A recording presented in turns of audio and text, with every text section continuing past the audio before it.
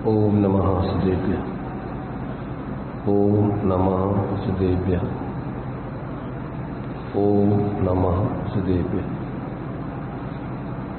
मंगलम भगवान वीरो मंगलम गौतमो गणी मंगलम कुंद कुंदात्यो जैन धर्मोस्तु मंगलम सर्वमंगल मांगल्यम सर्वकल्याणकारकम प्रधानम सर्वधर्माणां जैनम जयतु शासनम जैनम जयतु शासनम जीवमजीवं दवम जिनवरवसेन जीवननीदितं देविन्द्रविन्दवन्दं वन्दे तं सर्वदा शिरसा।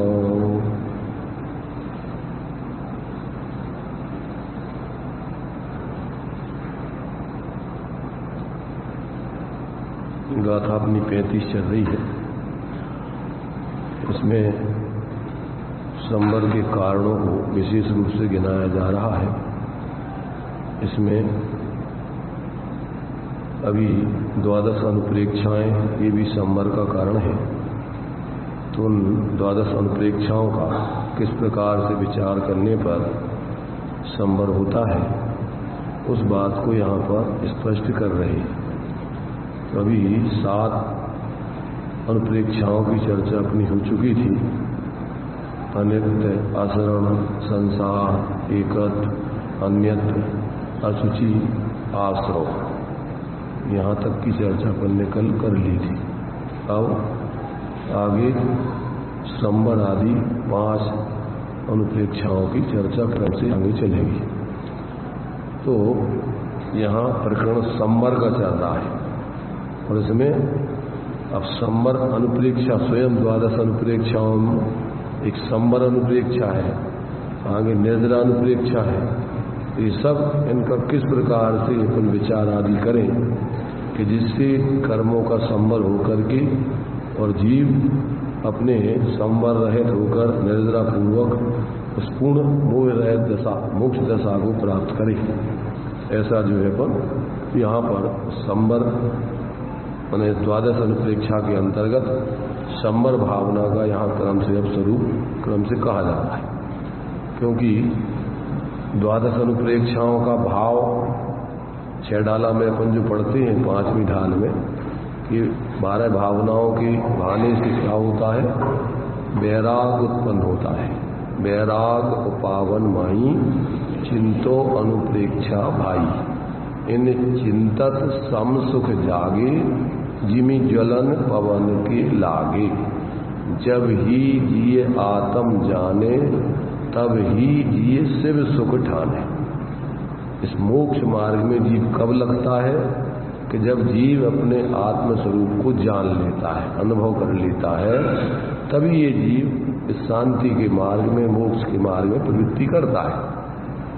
तो अभी यहाँ अपन को इन 12 भावनाओं का जिस तरीके से चिंतन आदि करने पर अपने अंदर संसार शरीर भोगों से विरक्तता और अपने स्वरूप की अंदर में प्रवृत्ति, उसकी आसक्तता या उसमें श्रद्धा ज्ञान लीनता पैदा होती है, ऐसी अनुप्रेक्षाओं का चिंतन आदि किया जाता है। तो यहाँ संवर अनुप्रेक्षा में इस बृहद द्रव्य संग्रह जी में आचार्य देव किस प्रकार से विचार करने चाहिए उस बात को यहाँ लिखते हैं। जिस प्रकार वही जहाज छिद्र बंद हो जाने से उसमें पानी का प्रवेश न होने के कारण निर्विघ्न रूप से समुद्र किनारे के नगर में पहुंच जाता है, उसी प्रकार जीव रूपी जहाज निःशुद्धात्मा की संवित्ति के बल से इंद्रियादि आश्रव रूपी छिद्र बंद होने पर उसमें कर्म रूपी जल का प्रवेश न होने के कारण निर्विघ्न रूप से केवल ज्ञान आदि अनंत गुण रत्नों से पूर्ण ऐसे मुक्ति रूपी समुद्र किनारे की नगर में पहुंच जाता है। इस प्रकार संबरगत गुणों के चिंतन रूप संबर अनुप्रेक्षा जानना चाहिए। क्या लिखा? पहले आश्रव भावना में अपन ने पढ़ा था, इंद्री, अव्रत, कसाय और क्रिया, ये आश्रव के हेतु बतलाए थे। और ये क्या है? 5 इंद्रियों के विषयों में प्रवृत्ति, 5 पापों में प्रवृत्ति और 4 प्रकार की कसाय आदि में प्रवृत्ति। कसाय प्रवृत्ति यानी क्रोध, मान, माया, लोभ आदि, और भेद करके तो 25 कसाय हो जाती। सामान्य से 4 कसाय, इन 4 में ही राग द्वेष आदि गर्भित करके पूरे 25 कसाय हो जाती भेद प्रभेद करके। सामान्य से उनके 4 भेद थी। ऐसी कसाय और क्रिया, मन वचन काय के जो स्वभावों से क्रियाएं होती हैं वो सब आश्रव का कारण है। ऐसा भी अपन ने इसके पहले आश्रव अनुप्रेक्षा में पढ़ा था। और उसमें दिया था कि जैसे आत्मा रूपी जहाज, उसमें भरे हुए रत्नत्रय आदि जो है अपने लिए रत्न, और यदि उसमें इस प्रकार से आश्रव रूपी पानी भरता है तो वो जहाज संसार रूपी समुद्र में डूब जाता है। तो वो जो इस समुद्र के किनारे उस तरफ, संसार रूपी समुद्र के उस तरफ जो अपना मोक्ष रूपी घर बना हुआ है, महल बना हुआ है, उस तक नहीं पहुंच पाता है। अब संबर में वो कैसे पहुंचता है वो अपना जहाज? उसी के विपरीत दिया यहाँ कि जिस प्रकार वही जहाज छिद्र बंद हो जाने से उसमें पानी का प्रवेश न होने के कारण पानी भरना बंद हो जाता है, निर्विघ्न रूप से समुद्र किनारे के नगर में पहुंच जाता है। अभी यहाँ इन्होंने सामान्य से जो है छिद्र बंद हो जाने से, पानी नहीं भरने से, अभी निर्जरा में उसका और थोड़ा दूसरा पक्ष लिया जाता है कि पानी इधर से संबर पूर्वक निर्जरा, पहले तो छिद्र बंद कर दिया, कर्म आवे नहीं, और फिर जो भरा हुआ पानी है उसको निर्जरा करके यानी उसको उलीच दे, तो फिर वो जहाज पूरे आश्रमों से रहित होकर और क्या होता है, खाली हो जाता है। और फिर वो तिर करके समुद्र के किनारे पहुंच जाता है। अपने स्वरूप की आराधना जो दे रहा है ना संबर में, तो वही याद करता है। अपने जीव रूपी जहाज निःशुद्धात्मा की संवित्ति रूपी माने इस प्रकार का जो है बल से इंद्रिय आदि आश्रमों रूपी छिद्र बंद होने पर उसमें कर्म रूपी जल का प्रवेश न होने के कारण निर्विघ्न रूप से केवल ज्ञान आदि अनंत गुण रत्नों से पूर्ण ऐसे मुक्ति रूपी समुद्र किनारे के नगर में पहुंच जाता है। इस प्रकार संबरगत गुणों के चिंतन रूप संबर अनुप्रेक्षा जानना चाहिए। नीचे इसमें एक रेफरेंस दिया है, संबर चतुर्थ गुणस्थान से प्रारंभ होता है और 14वें गुणस्थान के पहले समय में संबर पूर्ण हो जाता है। अतः चतुर्थ गुणस्थान की भूमिका अनुसार निःशुद्धात्म संवित्ति का बल प्रत्येक समय होता है। माने ऐसा एक एक गुणस्थान रूप में अपने शुद्धात्मा का अवलंबन करके उतना उतना संबर पूर्वक निर्जरा जीव करता जाता है। बल का मतलब बल, ताकत, अपने शुद्धात्मा की संवित्ति से जो ताकत यानी भीतराग विज्ञानता की सिद्धि होकर जो आत्मा का स्वभाव प्रकट हो जाता है, उस स्वभाव के बल से अपनी निर्मलता रूपी प्रवृत्ति की बल से निःशुद्धात्मा की संवित्ति कहो या शुद्ध परिणति कहो, सम्यक दर्शन ज्ञान चारित्र की परिणति कहो, भीतराग विज्ञानता कहो, शुद्ध उपयोग कहो, ऐसे 65 नाम दिए अपन ने पढ़े थे। ये सब उसी के बल से यानी इस प्रकार स्वाश्रय की प्रवृत्ति करते हुए पराश्रय की प्रवृत्ति से निर्वृत्ति करते हुए इसके बल से स्वभाव की प्रवृत्ति आश्रव से निर्वृत्ति, दो चीजें एक साथ चलती हैं। क्या चलती हैं धर्म में? इधर अपने स्वरूप की प्रवृत्ति और पराश्रय रूप परभावों की निर्वृत्ति, और उसके निमित्त से आते हुए कर्मों का संवर, बंधे हुए कर्मों की निर्जरा, ऐसा क्रम से 3 चीजें चलती हैं। आत्मा की दृष्टि से अपने स्वभाव की प्रवृत्ति और विभावों से निर्वृत्ति, और साथ में जो निमित्त नैमित्तिक संबंध से कर्म आते थे, बंधते थे, और फिर कर्म उदय आदि आने पर फिर जीव उसमें जुड़ करके विकारी परिणाम करता था। तो अब जितना जितना स्वरूप संवित्ति करता जाएगा, अब उस जाति की स्वभाव परिणति प्रकट हो जाएगी, विभाव परिणति रुक जाएगी, तत्संबंधी आश्रव नहीं होगा, बंध भी नहीं होगा, और तत्संबंधी निर्जरा भी होती जाएगी। इस प्रकार से जीव के स्वभाव, विभाव और परभाव, ये 3 चीजें चल रही। स्वभाव की यहाँ पर माने स्वभाव की प्राप्ति और वृद्धि, विभाव का क्रम से उत्पत्ति का अभाव, और उस विभाव की माने क्रम से स्थिरता पूर्वक निर्वृत्ति, और उधर कर्मों का आश्रव और बंध, उस कर्मों के आश्रव से निर्वृत्ति और बंध से निर्वृत्ति, बंध की निर्जरा। तो जितना जितना इस प्रकार जीव अपने स्वरूप आश्रय से स्वरूप माने रत्नत्रय की आराधना करता है, शुद्ध स्वरूप की आराधना करता है, उतना उतना द्रव्य और भाव कर्मों का संवर और निर्जरा होती जाती है। क्या होते जाते हैं इसमें? आगे इसमें अपन ने पहली गाथा पढ़ी थी, ये आश्रव बंध आदि 2 प्रकार से होते हैं। आश्रव बंधन संवर निज्जर मोक्षो सपुण्य पावाजे, जीवा जीव विशेषा सेवि समासेन पवनामो। ये गाथा 28 में अपन ने क्या पढ़ा था कि ये आश्रव बंध आदि 2 प्रकार के होते हैं, एक जीवगत और एक अजीवगत। जीवाजीव विशेषा, जीव और अजीव 2 द्रव्यों की विशेष हैं। विशेष माने उनकी पर्याय हैं, अवस्थाएं हैं। तो इसमें अपन को आश्रव बंध की जीव की विकारी पर्याय है, उस विकारी पर्याय की उत्पत्ति और उसमें अटकना, उसमें स्थिर बने रहना, और इससे विपरीत संबंध निद्रा में इसके साथ साथ कर्मों का आश्रव और कर्मों का बंध। तो ये द्रव्य, इसमें अपन ने परिभाषा पढ़ी है कि किसे बोलते हैं आश्रव, कि जिन भावों से कर्म आते हैं उन भावों को भाव आश्रव बोलते हैं, और जो कर्म आते हैं उन्हें द्रव्य आश्रव बोलते हैं। इसी प्रकार द्रव्य बंध किसे कहते हैं, द्रव्य बंध भाव बंध किसे कहते हैं? जिन भावों से कर्म बंधते हैं उन भावों को भाव बंध कहते हैं। भी जीवगत भाव है, मलिनता रूप भाव है, मिथ्यात कसाय आदि के भाव है, और जो कर्म बंधते हैं वो द्रव्य बंध कहलाता है।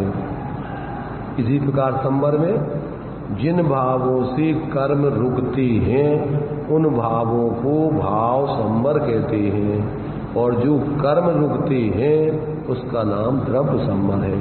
तो किन भावों से रुकते हैं कि पर द्रव्यंते भिन्न आप में रुचि, ज्ञान और स्थिरता, जिसके लिए छेड़ाला में संवर की जो परिभाषा दी है कि जिन पुण्य पाप नहीं कीना, आत्म अनुभव चित दीना, तिन ही विधि आवत रोके, संवर लय सुख अब लोके। यहाँ से अपना ये संवर खड़ा होता है, जहाँ से जीव शुभाशुभ भावों से पृथक अपने उस चैतन्य आत्मा को अपना स्वरूप जानता है, मानता है, उसी में स्थिरता करके अनुभव करता है, वहाँ से कर्मों का संवर चालू होता है।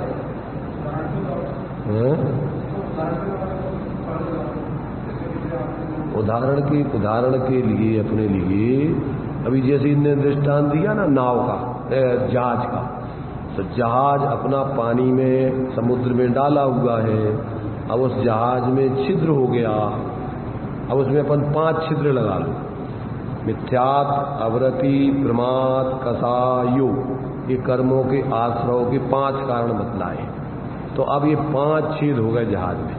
अब अपन को क्या करना कि इनको बंद करो, पहले बड़े छेद को बंद करो। तो सबसे पहले मिथ्यात है, तो उस मिथ्यात्व को, अनंतानंदी कसायों की इस छेद को सबसे पहले बंद करो। तो उसको आपने बंद कर दिया। तो कैसे करोगे? तत्वार्थ सिद्धानम सम्यक दर्शनम, सम्यक दर्शन की प्राप्ति करके। सम्यक दर्शन में अपन को 7 तत्वों का जैसा स्वरूप है, जीव का स्वरूप, अजीव का पर रूप, आश्रवबंध का हे रूप, संबंध निद्रा का प्रकट करने लायक एक देश उपाधि रूप और मोक्ष का पूर्ण प्रकट करने लायक उपाधि, ऐसा अपन को ज्ञान करके फिर अपन अपने जीव को पर द्रव्यों से भिन्न जाने माने, उसी को अपना अनुभव करें। तो ये हो गया मिथ्यात्व का। अपन जितने जितने अब पर द्रव्यों से भिन्न आत्मा की रुचि हो गई, ज्ञान हो गया, और अनंतानंदी कसाय के अभाव जन उतनी स्थिरता हो गई, तो आपको सम्यक हो गया और अनंतानंदी कसाय का भी अभाव हो गया। अनंत संसार का कारण कर्मों का आश्रय बंद रुक गया। अब सीमित कर्मों का आश्रय माने अब अस्थिरता जन, अब तुम्हारे अंदर अप्रतिख्यान प्रतिख्यान आदि कसाय जन क्या होगा? उतना आश्रय होगा। अब वो जो अनंत संसार का पर द्रव्यों में एकत्व ममत्व पूर्वक प्रवृत्ति होती थी, उसका अभाव हो गया। अब आपको उतने कर्म नहीं आएंगे। जो 41 प्रकृतियां हैं कर्मों की, जो मिथ्यात्व और अनंतानंदी से ही आती हैं। 25 प्रकृतियों का आश्रय बंद होता है अनंतानंदी से, और 16 प्रकृतियों का आश्रय बंद होता है मिथ्यात्व, जो बहुत ही निकृष्ट प्रकृतियां हैं। जो एक इंद्रिय आदि से सब जितने भी निकृष्ट प्रकृतियां हैं, वो सब मिथ्यात्व और अनंतानंदी से आती। अब सम्यक दृष्टि को वो सब रुक जाती। अब उसके लिए कितनी सिर्फ देव पर्याय और मनुष्य पर्याय संबंधी आश्रय बंद होता है। ऐसा जो है कि अपन को तत्व ज्ञान पूर्वक, आत्मज्ञान पूर्वक जब अपन जीवन जीते हैं, तो ऐसा नहीं है कि सम्यक्त हो गया तो मंदिर में रहेगा, या मंदिर ही में सम्यक्त रहेगा, या स्वाध्याय कर रहा तभी सम्यक्त रहेगा। सम्यक्त माने अब आपको जैसे कोई व्यक्ति जैसे नौकरी करता है, परंतु उस व्यक्ति को क्या समझता है नौकरी में कि सारे काम अपने नहीं हैं, दूसरों के। अपन को तो अपने पास पूंजी नहीं है, तो मजबूरी में अपन को यहाँ नौकरी करना पड़ रही। ऐसे ही सम्यक दृष्टि को अपने, अब उसको तो जानता है कि अपना तो इसमें जो भी वेतन मिलना है वो अपना है, और अपना जो कुछ घर में वो अपना है। ऐसे ही सम्यक दृष्टि को अपनी पर द्रव्यों से भिन्न अपनी आत्मा को ही अपना स्वरूप जानता है, मानता है, और एक परमाणु मात्र इस लोक में अपना नहीं है। सम्यक दृष्टि क्या जानता है? 24 घंटे, ऐसा नहीं मंदिर ही में। धर्म की साधना फुल टाइम वाली होती है, पार्ट टाइम वाला धर्म नहीं चलता है। तो जिसको धर्म का ज्ञान हो गया, जीवन में धर्म प्रकट हो गया, तो अब 24 घंटे वो धर्मात्मा रहेगा। मंदिर आदि में तो विशेष रूप से धर्म की आराधना भावना आदि भाता है, परंतु अब वो यहाँ से घर भी जाएगा तो घर में वो एकत्व ममत्व पूर्वक नहीं जिएगा। कैसा रहेगा? सम्यक दृष्टि के लिए छेड़ाला में रहने की विधि बताई। कैसा रहेगा? गे पै ग्रह में न रचे ज्यों जलते भिन्न कमल, नगर नारी को प्यार यथा कादे में है बबल। तो एक तो अपन को जलते भिन्न कमल शरीर आदि से भेद विद्या, फिर नगर नारी को प्यार, तो राग आदि करेगा तो कैसा करेगा? कैसा करेगा? नगर नारी जो राग प्रेम करती है सबसे, तो कैसा करती है? नकली प्रेम। नकली प्रेम माने उसका सिर्फ परिस्थिति जन प्रेम होता है। उसका प्रेम तो काय से है? धन से। परंतु धन को प्राप्त करना है तो जब तक ये नकली प्रेम नहीं करे तो उसके लिए धन नहीं मिले। ऐसे ही सम्यक दृष्टि को अभी जब तक पूर्ण वीतराग दशा रूपी अपना पूर्ण धन माने अपनी स्वरूप की स्थिति नहीं बनी, तब तक अब अभी संसार में उसको जीना है। तो वो बाहर में क्या है? विवेक पूर्वक, और उसमें जो प्रवृत्ति कर रहा है वो प्रवृत्ति तो राग पूर्वक होगी, तो उसमें वो प्रवृत्ति तो कर रहा है परंतु उसे हे जान रहा है। आश्रव दुखकार घनेरे बुद्धिवंत तिन्हें निर्वीरे, तो उनको हे जानते हुए प्रवृत्ति करता है। जैसे वो नगर नारी कि इनसे अपन को अंदर से प्रेम नहीं, अपन को अपना स्वार्थ सदैव ऐसा प्रेम करके और अपन अलग। ऐसे ही सम्यक दृष्टि प्रयोजन वसात आई प्रवृत्ति करता है और निर्वृत्त होकर अपना आगे बढ़ जाता है।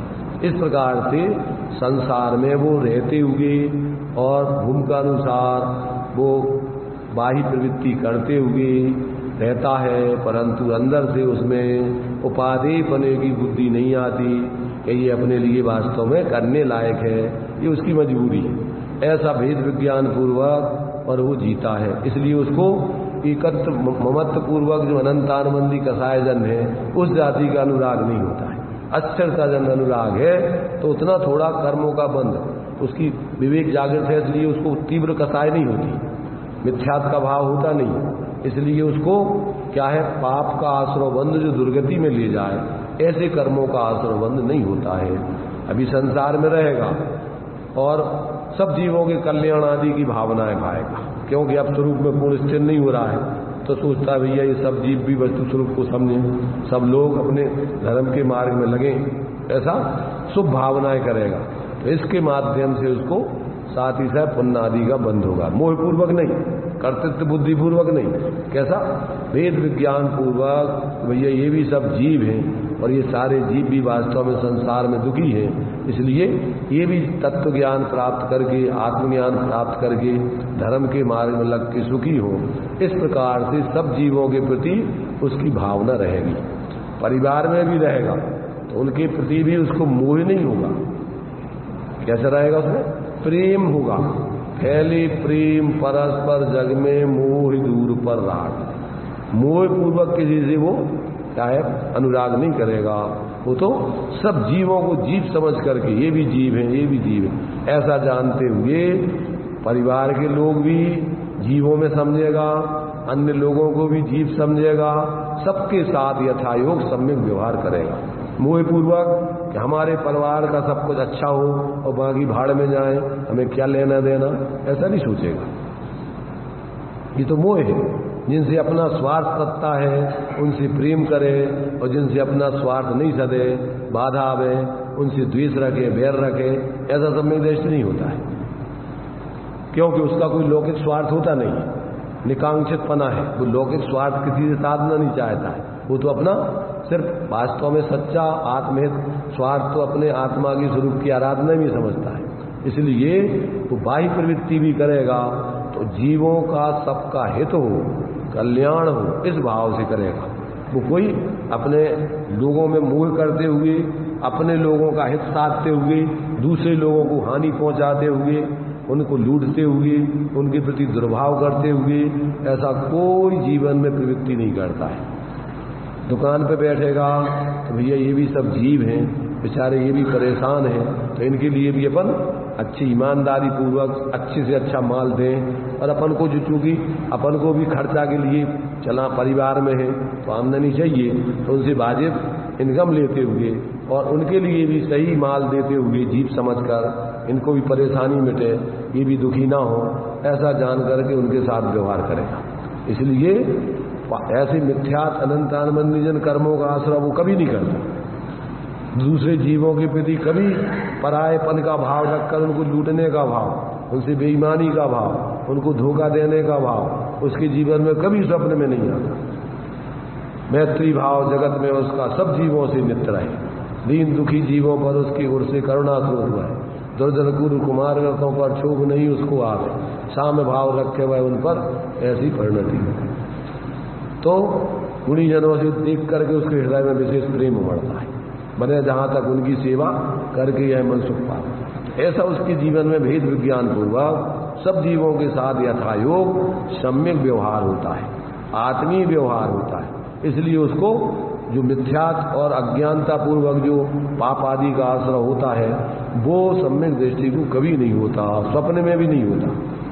स्वप्न में भी उसको यदि कदाचित स्वप्न ऐसा आ जाए कि कहीं वो जा रहा था यात्रा में और बीच में कदाचित कोई खूंखार जानवर आ गया और अब आकर के मान लीजिए वो उसको खाने की तरफ उत्पुर तत्पर हो रहा है, तो पहले तो वो माने उससे बचने का प्रयत्न करेगा विवेक पूर्वक, और यदि लगा कि बच नहीं पाएगा तो क्या करेगा कि भैया अपन बैठ के शांति से समाधि करते और बैठ करके निस्संक होकर के वो ध्यान लगा के वो पंच परमेष्टि आदि का, शुद्धात्मा आदि का विचार करके सोचेगा कि ये शरीर तो छूटना ही है, अपने से अलग है और आयु इसकी आ गई है तो अब इसको कोई बचा नहीं सकता, और अपन तो जीव हैं, अपना कोई नाश नहीं होगा। ऐसा वो उस समय स्वप्न में भी ऐसा ध्यान आदि लगाकर निर्भय होकर के समाधि मरण करने की भावना रखेगा। जैसे जो जैन है रात्रि में नहीं खाते हैं, अब भक्षण नहीं करते हैं, तो रात्रि में भी स्वप्न आएंगे और कहीं किसी रात्रि में खाने वालों की संगति में पड़ गए और वो रात्रि में खा रहे हैं और उनसे वो कहे कि चलो भोजन कर लो, तो रात्रि में भी वो स्वप्न में नहीं, हम रात में भोजन नहीं करते। वहां पर भी स्वप्न में भी रात में भोजन नहीं करेंगे। ऐसे ही जो सम्यक दृष्टि जागृत अवस्था में अपने स्वरूप की श्रद्धा ज्ञान पूर्वक अपने स्वरूप की स्थिरता पूर्वक जीता है, ऐसे ही रात्रि में भी उसके उसी प्रकार के परिणाम चलते। तो जैसा व्यक्ति का जैसा भेद विज्ञान पूर्वक जीवन होता है, वो 24 घंटे कहीं पर रहे, चाहे वो घर में रहे, चाहे मंदिर में रहे, चाहे दुकान पर रहे, वो किसी भी परिस्थिति में रहेगा, पर वो भेद विज्ञान पूर्वक सम्यक पूर्वक ही जिएगा। तो ऐसा जीव जो है इतना जो है 41 प्रकृतियों का संवर उसके जीवन में 24 घंटे चलता रहेगा। उस जाति के परिणाम उसके होंगे ही नहीं। भगवान का स्वरूप वीतराग सर्वज्ञ होती है कि भगवान जो वीतराग सर्वज्ञ है उनका बाहर में रूप भी वीतराग सर्वज्ञ जैसा ही बनाया जाता है। तुम्हारे से नाटक समय सार में अरहंत का जो स्वरूप दिया ना, जिन प्रतिमा जो स्थापना की जाती ना, जिन प्रतिमा जिन सारखी कही जिन आगम माय और रंच मात दूषण लगे, तो वह जिन प्रतिमा ना है। भगवान जिनेन्द्र की प्रतिमा सरागी नहीं होती है, वीतरागी होती है, और भगवान वीतरागी होते हैं, सरागी नहीं होती है। इसलिए जो हमारे भगवान हिंदुओं के भगवान, मुसलमानों के भगवान, जैनों के भगवान नहीं, भगवान वीतराग सर्वज्ञ होते हैं। इसलिए उसको ऐसा भगवानों में पक्षपात नहीं होता है। जो लोग भगवान का स्वरूप नहीं जानते हैं और मिथ्या कल्पना करके ऐसी सराग मूर्तियां बना करके भगवान की पूजते हैं, वे तो वास्तव में भगवान का स्वरूप जानते नहीं। राम हनुमान वगैरह अपन भी मूर्तियां बनती हैं, परंतु बंदर की नहीं, धनुष बाण लिए हुए हिंसा करते हुए मारने वाले ऐसे राम की नहीं, वीतराग भगवान। हनुमान भी वीतराग भगवान, हनुमान भी मोक्ष गए हैं स्वरूप आराधना करके, राम भी मोक्ष गए हैं। ऐसे और भी जितने भी जीव जो महापुरुष हुए हैं, वे सब स्वरूप की आराधना करके और दिगंबरत्व को धारण करके मोक्ष को गए। तो ऐसे सभी जीव अपने लिए पूज्य हैं।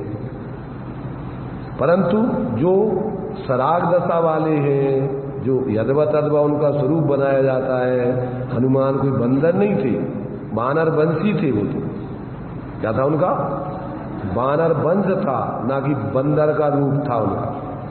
ऐसे लोग जो है, ऐसे ये तुम्हारे से जो रावण वगैरह थे, वे राक्षस वंशी थे, ना कि राक्षस थे।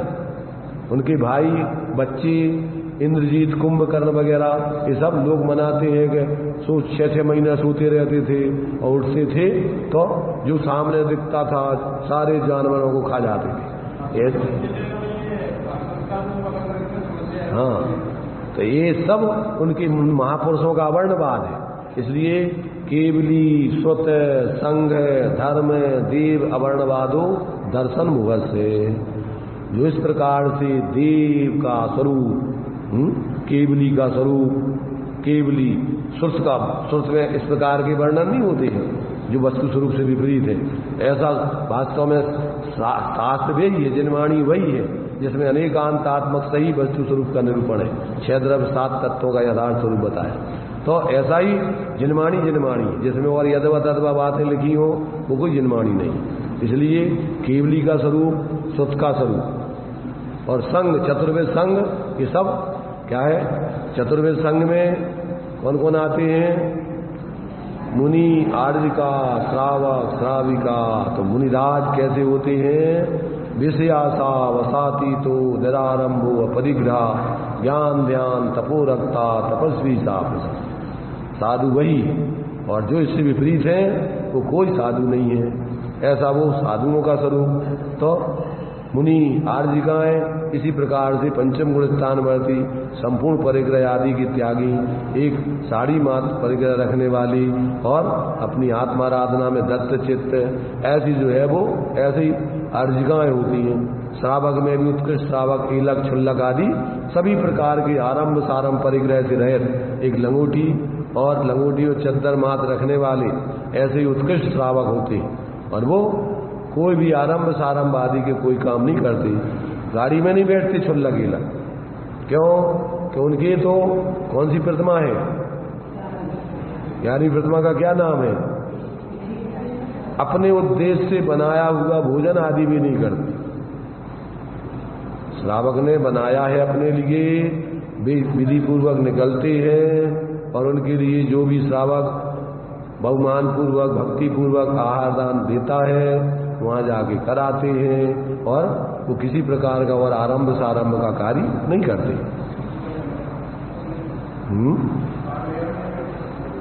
तो ये 11 प्रतिमाएं श्रावक की भी पूरी वैज्ञानिक है। सबसे पहले दर्शन प्रतिमा है, फिर व्रत है, फिर सामायिक है, फिर शुद्ध उपवास है, सचित त्याग है, रात्रि भोजन त्याग है और ब्रह्मचर्य है, आरंभ त्याग है, परिग्रह त्याग है, अनुमति त्याग है, उद्देश्य। ये बहुत ही वैज्ञानिक तरीके से बनी हुई है। जितनी जितनी तुम्हारी वैराग्य बढ़ता जाए उतना उतना आप आगे के लिए बढ़ते जाए अपनी। दर्शन प्रतिमा 25 दोष रहित निर्दोष सम्यक दर्शन को प्राप्त करके जीना, सप्त व्यसन आदि से रहित होकर के जीना, उसका नाम दर्शन प्रतिमा है। तो जिसके जीवन में 25 दोष रहित ऐसा सम्यक को प्रकट करके और सप्त व्यसन आदि से रहित जो इस प्रकार से जीवन जीता है वो दर्शन प्रतिमा के अंतर्गत आता है। अपने लिए शास्त्रों में एक साड़ी का विधान लिखा हुआ है। अब वो कैसी होती है तो कैसी होती है अपन शास्त्रों में कुछ नहीं। प्रतिमान युग के ग्रंथों में कि अर्जिका जब जो है वो माने दूर होती हैं माने भोजन आदि करने से, तो वो फिर उसी साड़ी वगैरह को शास्त्रों में आता है कि वो धो करके सुखाती हैं, क्या करती हैं। तब वो शास्त्रों में विधान तो एक साड़ी का है, जैसे ईलक का एक लंगोटी मात्र का है, छुल्लक एक लंगोटी और एक चद्दर रखते हैं। और वो चद्दर भी कैसा कि उड़ते समय सिर ढक जाए तो पैर नहीं ढके, पैर ढक जाए तो सिर नहीं ढके। माने अच्छी बढ़िया सुख सुविधा से सो जाएं, ऐसा नहीं। वे माने इतना वो रहता है चद्दर उनका कि वो जो है माने अच्छे से ओढ़ के सो जाएं तो प्रमाद में चले जाएं, ऐसा नहीं होना चाहिए। तो उनका जो है माने इतना हो कि वो एक करवट के बल आराम से जो है बनाए, माने उससे वो सोएं और जागृत होकर के रहें। तो इस तरीके से उनकी एक चद्दर और एक लंगोट जैसे दिया है। तो ये सब परिग्रह की उनकी एक सीमा बतलाई है। इस सीमा में रह करके वो अपनी आत्माराधना करते, और ये कोई किसी के जबरदस्ती देने की नहीं है। ये तो आरंभ सारंभ उनके पास कुछ है नहीं, अब कहाँ लिए फिरे, कैसे संभालते फिरे उसको। इसलिए जितना जितना बाहर का परिग्रह छूटता जाता है, सहज रूप से आत्माराधना अपने आत्मबल बढ़ता जाता है, उस प्रकार से वो निर्वृत्ति करके स्वरूप आराधना करते। कोई जबरदस्ती दूसरों के द्वारा नहीं ऐसा कराया जाता। वो तो अपनी स्वांतता सुखा है, अपनी खुद की जो है आत्मकल्याण करने के लक्ष्य से और अपनी सामर्थ्य को देख करके कीजिए शक्ति प्रमाण और शक्ति बिना श्रद्धा। अगर नहीं कर पा रहे हैं तो भावना रखो, परंतु नाटक नहीं कि अंदर में तो अभी आसक्ति है और उसकी व्यवस्था चाहिए है और बाहर में दिखा रहे अपन त्याग मार्ग में हम बहुत बड़े त्यागी हैं, बहुत बड़े धर्मात्मा हैं। ऐसा उनके अंदर मायाचारी नहीं होती। क्यों कि वृत्ति जीव के जीवन में 3 शल्य नहीं होती, मिथ्या, माया और निदान। ना तो उनके मिथ्यात्व होता है, ना मायाचारी होती है ऐसी कि जिसमें वो धर्म से माने उनके धर्म में किसी प्रकार का जो है दोष आदि आवे या लोक में निंद होवे, और न कोई बाहर की आकांक्षा आदि वो रखती। निदान माने बाहर की चीजों की अपेक्षा मान रखती। ऐसा जो है ये तो मोक्ष का मार्ग बहुत वैज्ञानिक मार्ग है।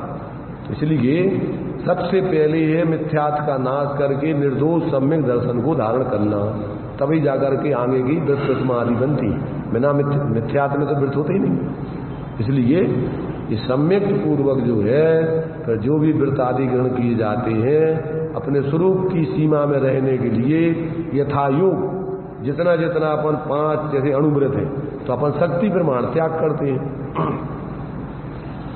श्रावक के लिए सामान्य रूप से त्रस हिंसा का त्याग वृथा था वर्ण संहारे, पर बधकार कठोर निंद नहीं बयन उचारे, जल मृत का बिन और कछु नहीं गए अदत्ता, निज बनिता बिन सकर नारी सो रहे विरत्ता, अपनी शक्ति विचार परिग्रह थोरो राखे।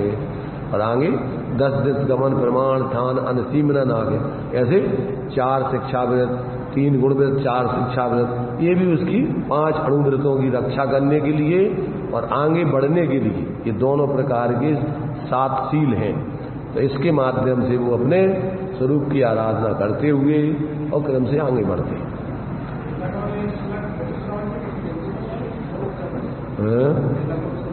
हाँ,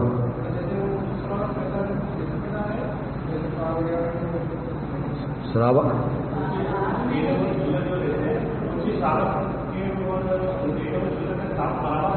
नहीं, देखो क्या है, आगे आगे की प्रतिमाओं में परे गुण स्थान तो पंच में ही रहता है। पहली प्रतिमा से लेकर 11 प्रतिमा तक जो अपन को 14 गुण स्थान बतलाए हैं वो 5वें गुण स्थान में ही रहते हैं, ये लक्ष्य अलग भी, परंतु उसमें उनकी जो प्रकट कथाएं हैं उनमें बहुत अंतर आ जाता है। बहुत कम से कम कसाय उनको फिर आगे जैसे जितना जितना निर्वृत्ति करते हैं उतनी उतनी उनकी आकुलता बाहर में घटती जाती, पर है अभी वो 5वें गुण स्थान बढ़ती श्रावक है, वो अभी आगे मुनि के बेस वाले वो गुण स्थानों में 6वां गुण स्थान उनके नहीं होगा जब तक वो परिग्रह है। ऐसी अर्जिका माता भी, शुल्लिका माता भी 5वें गुण स्थान में ही रहती है, भले ही व्यवहार से उनको उपचार से महावृत्ति कहते हैं, तो उपचार से ही कहते हैं, परमार्थ से वो महावृत्ति नहीं है, इसलिए वो पंच परमेष्टि में नहीं आती। वो सामान्य रूप से व्यवहार से अपन उनको उनकी सीमा में जितना त्याग हो सकता है स्त्री पर्याय में वो कर दिया, इसलिए उनको उपचार से महावृत्ति कहते हैं। परमार्थ से तो वो 5वें गुण स्थान में जो भी आर्जिका माता हो, शुल्लिका माता हो, ब्रह्मचारिणी हो, पहली प्रतिमा से लेके 11 प्रतिमाओं तक की जो शुल्लिका माता आदि की वो है, वो एक प्रकार से जैसे एलक है तो वो अर्जिका माता एलक के समान है। तो उसमें अपने लिए जो है, अब चूंकि उनकी मर्यादा में शरीर के लिए उनको तो एक लंगोटी माता चाहिए और उनको 16 हाथ की साड़ी बतलाई ताकि उनका पूरा शरीर उससे ढक सके। तो उनके सिर्फ बाहर से पर्याय जनित परिस्थिति जन्य उनके लिए इस प्रकार से परिग्रह आदि में अंतर है, पर वो है उनका गुण स्थान पंचमी।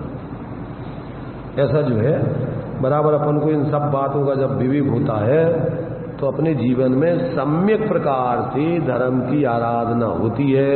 किसी प्रकार ना तो अपन अपने में ऐसा अंदर कुछ और बाहर कुछ करके आकुलता पैदा करें और न लोगों में भी किसी प्रकार से ऐसा अपने जीवन में कोई अपेक्षा होती है कि जी हमें विशेष बड़ा माने, क्योंकि दूसरों के बड़ा छोटा मनवाने से कोई धर्म नहीं है। धर्म तो तुम अंदर में जितनी भी तरह विज्ञानता की साधना करोगे उतनी शांति रहेगी, और जितने जीवन में अभी तुम्हारी कथाएं हैं, अस्थिरता जन संकल्प विकल्प है, आकुलता है, उतना तुम्हारे जीवन में दुख है। इसलिए ये तो खुद के लिए है सब सुख और दुख, इसलिए बाहर में तो एक उपचार से अपने लिए जो भी जिस मार्ग पे चल रहा है, तो धर्मात्मा बने का व्यवहार में अन्य जीव, उसमें भी धर्मात्मा को कोई अपेक्षा नहीं होती। अन्य जीव तुम्हें धर्मात्मा मानकर यथायोग तुम्हारे धर्म के संयोग में संयोग करते, धर्म आराधना में संयोग करते हैं, तो ये उनकी पात्रता है, इससे उनको लाभ है। तुम्हें अपेक्षा है अगर, तो ये तो तुम्हारे लिए हानिकारक। इसलिए धर्म के मार्ग में चलने वाला व्यक्ति स्वाधीन जीवन जीता है, अपनी सामर्थ्य जितना कर सकता है, जिसमें पर का संयोग बिल्कुल भी नहीं मिले और फिर भी हमारे परिणाम नहीं बिगड़े, इस प्रकार से निर्वृत्ति के मार्ग में चलता है। ऐसा नहीं है कि वो दूसरों का गुलाम हो जाए, इधर निर्वृत्ति करे और उधर दूसरों की अपेक्षा रख करके पूरा उनके अधीन हो जाए, तो पराधीनता वाला मार्ग मोक्ष का मार्ग नहीं है। इसलिए मोक्ष का मार्ग पूर्ण स्वाधीनता का है। यदि अपन को अपने उदय प्रमाण वायु व्यवस्थाएं नहीं बनेंगी तो अपने परिणाम बिगड़ना नहीं चाहिए। समाधि कर लें परंतु परिणाम नहीं बिगड़े।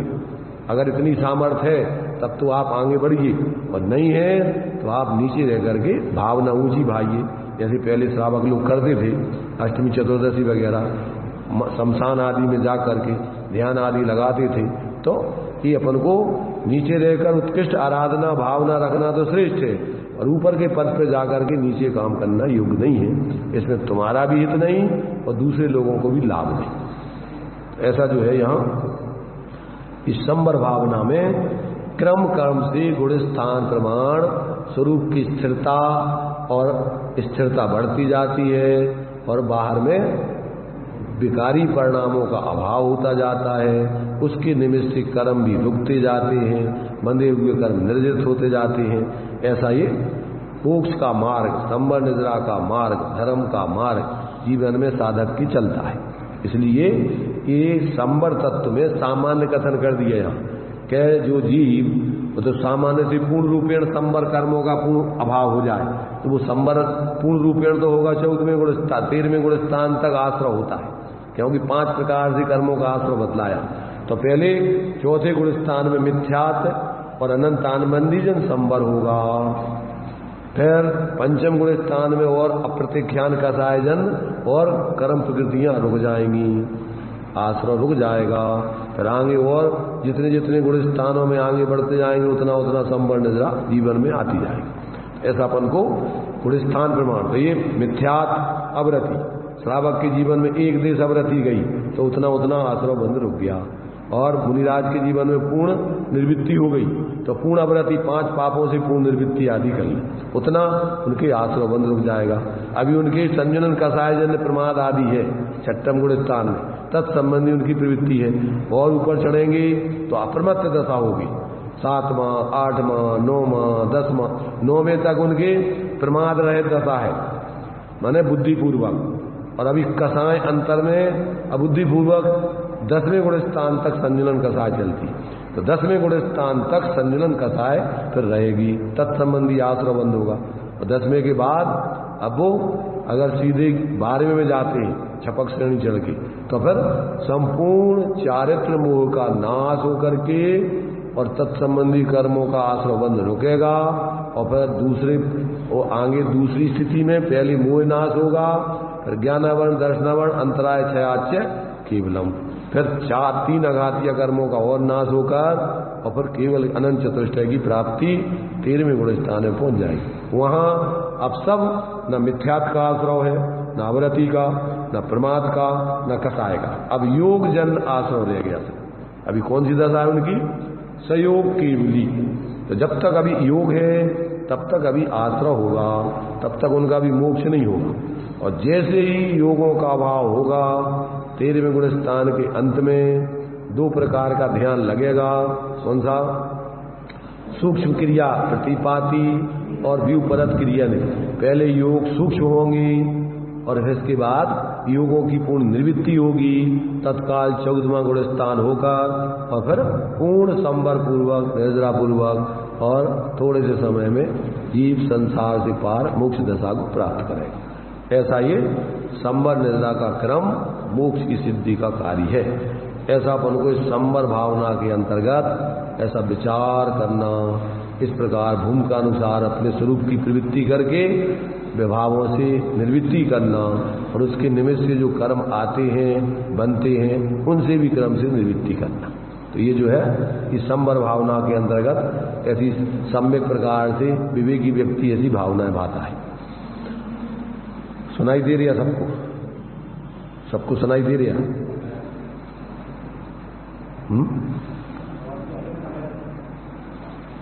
ये क्या है कि जिनको थोड़ा अभ्यास नहीं हो स्वाध्याय का, अपन जो है थोड़ी चर्चा करते हैं जब विशेष रूप से, तो फिर उनका मोटी मोटी चर्चा में तो मन लगता है, सूक्ष्म चर्चा में उपयोग थोड़ा उनका फिर हट जाता है तो फिर समझ में नहीं आता है। समझ में नहीं आता है तो उपयोग फिर क्या करता है? या तो इधर उधर का विचार करता है, या फिर अरुचि हो जाती है, या फिर नींद प्रमाण आने लगता है, तो उसका उपयोग फिर उसमें लगता नहीं। यहाँ उपयोग लगने चाहिए। समझ में आ रहा है तो लगता ही है, और समझ में नहीं आ रहा है तो समझने की अंदर में जिज्ञासा रखना चाहिए कि क्या चल रहा है, ये बातें अपन को समझने लायक है। तो अगर उपयोग जागृत रख करके सुनता रहेगा तो उससे भी आपके कर्मों का जो तीव्र आश्रय बन जो अपन पाप के कार्यों में लगा करके तीव्र आश्रय बंद करते, वो नहीं होगा। उस समय भी मंद कषाय से आपको विशुद्धता बनेगी और उससे ज्ञान का उघाड़ विशेष होगा और उससे आपको फिर धीरे धीरे क्षयोक्षम लब्धि बनेगी और उससे आपको ज्ञान में समझ में भी आने लगे। तो नहीं समझ में आने पर भी समझने के लिए जिज्ञासा रख करके सुनते रहना, ये भी बहुत बड़ा पुरुषार्थ है। उपयोग में अरुचि नहीं करना, इधर उधर उपयोग को नहीं भटकाना, नींद में नहीं जाना। इधर क्या होता है? उपयोग अरुचि होती है, प्रमाद में चला जाता है, नींद आने लगती है, अरुचि होने लगती है, इधर उधर का चिंतन करने लगता है, तो वो तो फिर यहाँ बैठने से उसको लाभ नहीं मिलेगा। समझ में आ रहा है तो अच्छी बात है, समझ में नहीं आ रहा है तो समझने के लिए जिज्ञासा रख करके जागृत होकर सुनने की अंदर में उपयोग लगाए रखना।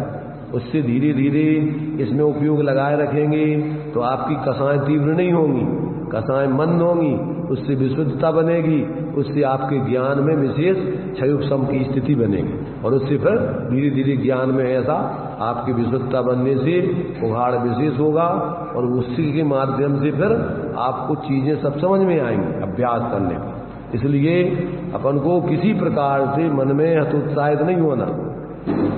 मंद कषाय के बल से ही निगोष से जीव निकल के और ऐसे संगी पंचेंद्रीय मनुष्य बन जाता है। ऐसे अपन यहाँ पर भी यदि उपयोग को समझने में लगाएं, किसी प्रकार और अपने उपयोग को इधर उधर भ्रमाएं नहीं, प्रमाद में नहीं जाएं, अरुचि नहीं करें, तो आपको इसमें विशुद्धता बन के धीरे धीरे अभ्यास समझ में आने लगता है। इसलिए हर प्रत्येक कार्य क्या चाहता है? अभ्यास चाहता है, तीव्र पुरुषार्थ चाहता है, रुचि चाहता है, समर्पण चाहता है, तभी जाकर के कार्य बनता है। क्योंकि अनादिकाल के कुसंस्कार है। तो अब क्या है कि संसार के कामों में तो खूब व्यक्ति मन लगा करके लगा रहता है और इस कार्य के लिए व्यक्ति क्या है, इसमें इसका मन कम लगता है। परंतु जिस जीव की होनहार अच्छी होती है वो व्यक्ति जिज्ञासु बन करके इसको समझने के लिए प्रयत्न करता रहता है, तो धीरे धीरे उसकी विशुद्धता बनती है और धीरे धीरे उसको सब बातें समझ में आती है। अभ्यास करने पर कोई जन्म से कोई सीख के नहीं आता है, अनादिकाल से इससे तो अनभिज्ञ ही रहा है। इन सारी संसार की चीजों से शुद्ध परिचित अनुभूत है और उनका उपदेश भी जगह जगह वो मिलता रहता है कि कर लो वो कर लो। संसार के कामों में लोग लगाने वाले बहुत है और इस धर्म के काम में लगाने वाले बिरले। धर्म के क्षेत्र में आकर के भी ज्यादातर बाह्य कर्मों में लगाने के उपदेश देने वाले बहुत है, पर ये तो बिना तत्व ज्ञान के आत्मज्ञान के मोक्ष का मार्ग चालू नहीं होता। तो तुम यहाँ करके भी अगर इधर उधर के कामों में लगे रहो, औपचारिक कामों में, उसमें प्रश्न उठाया है कि साहब जो है जो मुनि बनते हैं और उनके लिए उनका आत्मकल्याण जो अभी द्रव्य लिंग से जो इसमें पहले आया था कि 9 में गृह व्यक्ति जो जाते हैं मुनि बन के ही जाते हैं, तो उनका कल्याण क्यों नहीं होगा? तो उसमें क्या स्पष्टीकरण दिया कि देखो भैया कि कल्याण का मार्ग तो स्वाश्रय से है और उनने बाह्य व्यवहार धर्म में तो बहुत सावधानी रखी, पर अंदर में अपने स्वरूप आराधना की सावधानी नहीं की। इसलिए उनका मंद कषाय पूर्वक पुण्य का बंध तो हो गया, परंतु स्वरूप अवलंबन से जो कर्मों का संबर निद्रा होना चाहिए वो नहीं हुई। तो अन्यथा कारण से अन्यथा कार्य करना चाहो तो कैसे होगा? मोक्ष मार्ग का कारण तो शुद्ध अपने स्वरूप की आराधना है और तुमने स्वरूप की आराधना नहीं की और बाहर से निर्वृत्ति करके सिर्फ बाहर में ही लगे रहे, अपना स्वरूप की तो तुमने अंदर में अनुभव किया ही नहीं, उसकी आराधना की नहीं, तो मोक्ष कैसे होगा? उससे तो तुमने मंद कषाय की अगर तो पुण्य बनेगा और पुण्य बन करके ज्यादा है ज्यादा 9 में गृह तक जाओ। इसलिए मोक्ष का मार्ग बाह्य प्रवृत्ति वाला नहीं है, बाहर से निर्वृत्ति करके स्वरूप प्रवृत्ति वाला है। इसलिए अगर धर्म के क्षेत्र में आकर भी और अगर आपने ये कार्य नहीं किया तो यहाँ पर भी आप वास्तव में अपनी आत्मा का हित नहीं कर पाएंगे।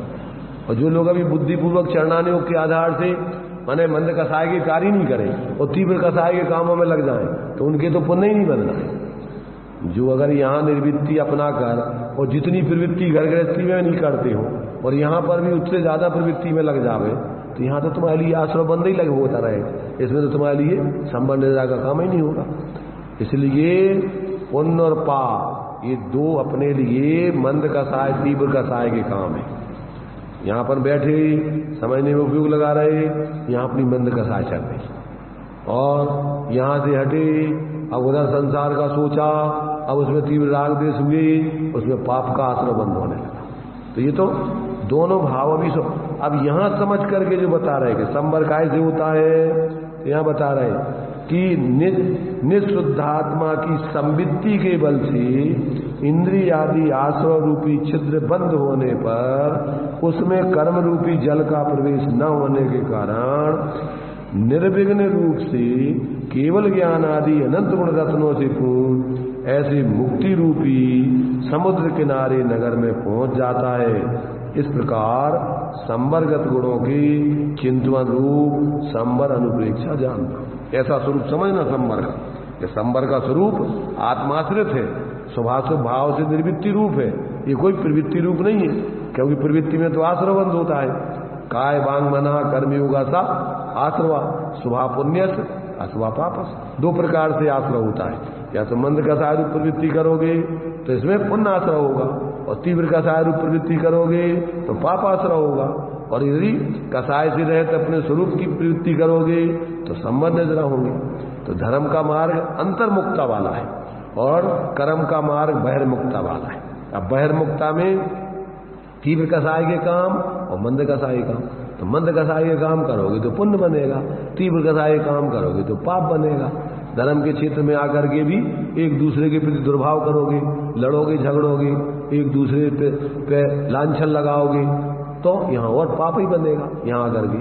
और मंदिर में भी मेरा तेरा करोगे, मेरा मंदिर तेरा मंदिर, मेरे भगवान तेरे भगवान, तो ये तो मिथ्यात्व का आश्रय बंद है।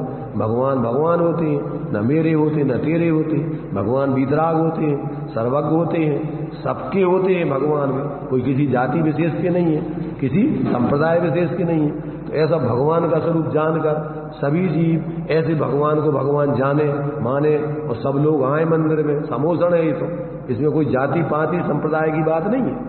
ये तो समूषण में जैसे जो जीव जा सकता हो सब आकर के सुने, अपने सबके हित की बात है। ऐसी भावना रखना, मंदिरों में मोह नहीं करना, मूर्तियों में मोह नहीं करना, गुरुओं से मोह नहीं करना, धर्मात्माओं में मोह नहीं करना, उनमें प्रेम करना और उससे तत्व समझ करके अपनी आत्माराधना करना, तो तुम्हारा कल्याण होगा। और इनमें मेरे गुरु, मेरे देव, मेरे मंदिर, मेरी मूर्ति, तो ये तो मोह भाव हो गया। इसलिए मोह नहीं करना, पर को प्रेम तो हो, देव सास गुरु में अनुराग तो हो, पर मोह नहीं होने चाहिए, मिथ्यात्व पूर्वक वाली एकत्व बुद्धि नहीं होनी चाहिए हमारे तुम्हारी। तो ये जब तक अपन नहीं समझेंगे तब तक मंदिर, मूर्तियां और ये देव गुरु ये भी तुम्हें कल्याण का कारण नहीं बन पाएंगे। यदि अपन अपने अज्ञान से उनमें मोह करके और उसमें कसाय अपना स्वार्थ साधने के लिए उनमें तीव्र कसाय करें और दूसरे लोगों के प्रति दुर्भाव करें, इससे तो पुण्य ही नहीं बनेगा, आगे मिलेंगे भी नहीं ये देव साधु। अगर इनके निमित्त से तुम ऐसी तीव्र कसाएं करके आपस में साधनियों के प्रति विद्वेष फैलाओगे तो इससे तुम्हें आगे मिलने वाले नहीं है। फिर पूर्व का पुण्य करके आए तो अपन के सब साधन मिल गए, और अभी यदि आप अपने दम्भ से, अज्ञान से, कसायों से, विपरीतता से ऐसा दुर्भाव रखोगे तो आगे पाप का तीव्र आश्रय बंद होगा और फिर आगे आपको ये सानिध्य भी नहीं मिलेगा। इसलिए अपन किसी मूढ़ों लोग के कहने में आकर देव सास गुरु के प्रति किसी प्रकार का इस प्रकार का दुर्भाव करके, पक्षपात करके अन्य जीवों को धर्म से वंचित ना करें, अन्य के प्रति दुर्भाव ना करें। भावना ये भावे कि सारे जीव जुड़े धर्म से, धर्म को समझे, सबका कल्याण हो तीन लोक के जीवों का, और सब जीव सुखी रहे। ऐसा नहीं है कि हमारा संप्रदाय और हमारे लोग सुखी हो जाएं और ये सब भाड़ में जाए, हमको क्या करना।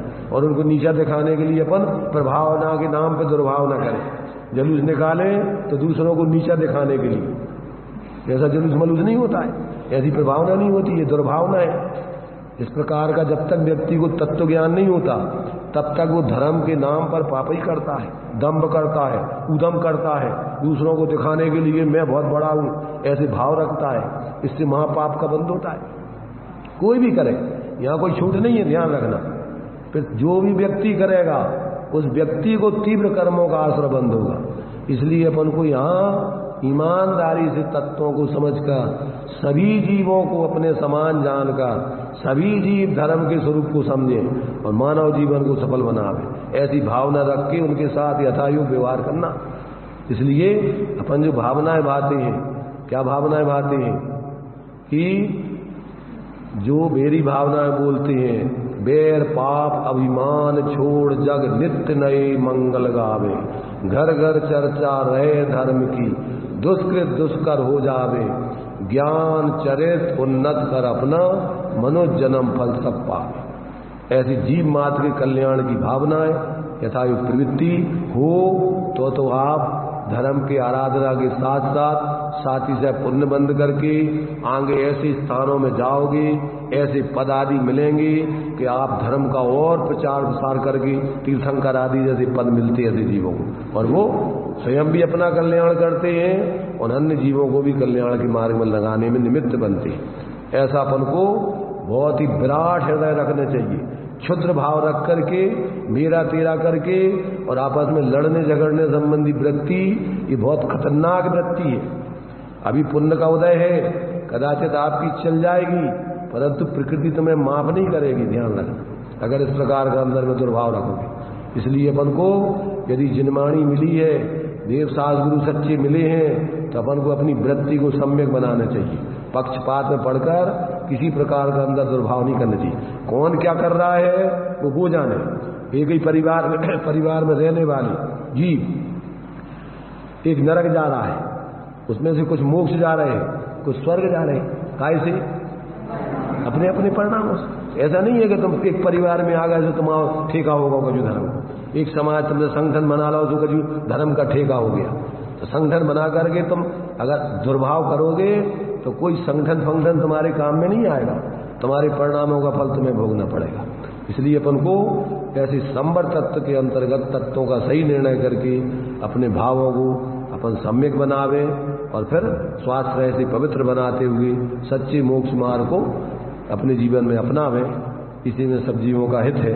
तो ये जो है इस संवर भावना के अंतर्गत ऐसा अपन जब सम्यक विचार पूर्वक स्वरूप प्रवृत्ति करते हुए जिएंगे तो क्रम क्रम से अपनी आत्मा क्या होगी, संसार समुद्र से पार होते हुए क्रम क्रम से उस मोक्ष नगर की तरफ पहुंचेगा अपना जहाज, चेतन आत्मा रूपी जहाज, और उसमें भरे हुए रत्नत्रय आदि माल आपको आगे जाके और फिर अपने महल में पहुंच करके केवल ज्ञान आदि तो वहां पर जाके और भोग करो आनंद से फिर अनंत काल तक। ऐसा अपन को आचार्यों का, ज्ञानियों का ये संदेश है। इस संदेश को अपन अपने जीवन में सम्यक प्रकार से समझकर उसकी सम्यक आराधना करें। इसी मंगल भावना से अपने अभी संवर अनुप्रेक्षा का चिंतन पूर्ण होता है। टाइम भी अपना हो गया है, इसलिए यही अपन विराम लेते हैं।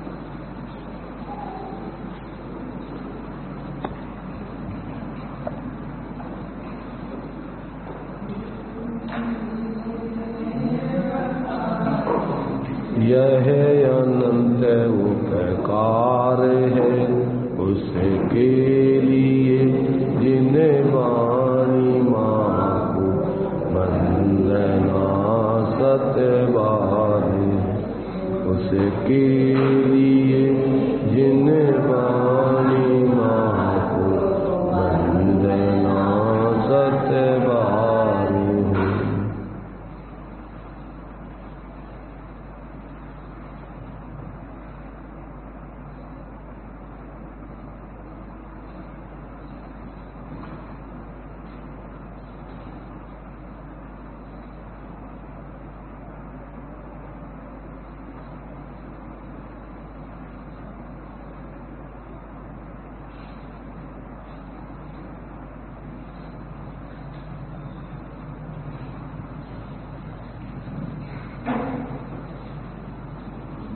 द्वादशांग वाणी माता की, पंच परमेष्ठी भगवंतों की